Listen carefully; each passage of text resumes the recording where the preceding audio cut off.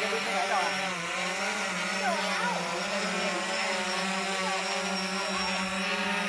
เที่ยงแล้ว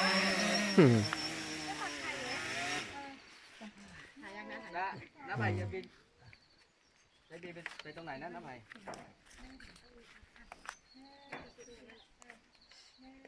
อยากไปถ่ายตรงนี้ไหม เดี๋ยวนี้ก็ไม่แพงนะหรือ15,000 16,000 17,000ผมเปิด โรงเรียนมันอยู่หลังเขาเนี่ยไปได้ไหม เปิดตัวใหม่ก็40,000ราคาลงมา35,000แล้วผมก็ไปจ่ายมาไว้ที่32,000นี่คือตัวโชว์ในตู้นะนี่ก็ได้หลายปีแล้วลุยมาหลายทริปตกก็มีกระแทกก็มีสมบัติแต่ว่ามันยัง ภูเขาอ่ะไม่ก็ตรงนั้นอ่ะถ่ายเป็น อัปเกรดไปหลายตัวแล้ว ถ่ายวิดีโอแบบ เราไม่ได้มืออาชีพพวกนักกล้องตากล้องแบบแล้วไม่ใช่มืออาชีพถ่ายทำ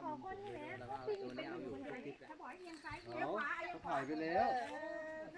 ถ่ายหมดแล้วโดนเขาถ่ายลูกกี่รอบมันถ่ายไป ไม่หมายถึงตรงข้าวขอบนั่น เขา น่ะ เนี่ยไปโรงเรียนนะ เดี๋ยวนะถ่ายเพื่อจะไปเหรอ ผมไม่เห็น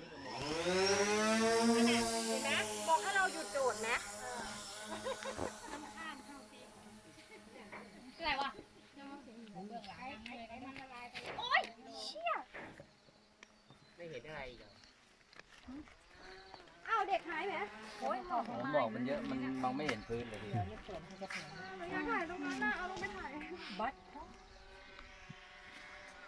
บินเป็นหรือบินเองนะ บินเลยลูกหรือแม่ซื้อเครื่องบินตามไป โดนลงมาเลยต่อยต่อย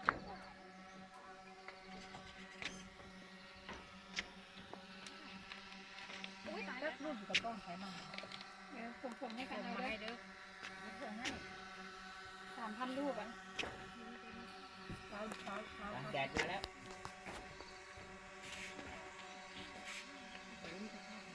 อาจจะไปได้ไลฟ์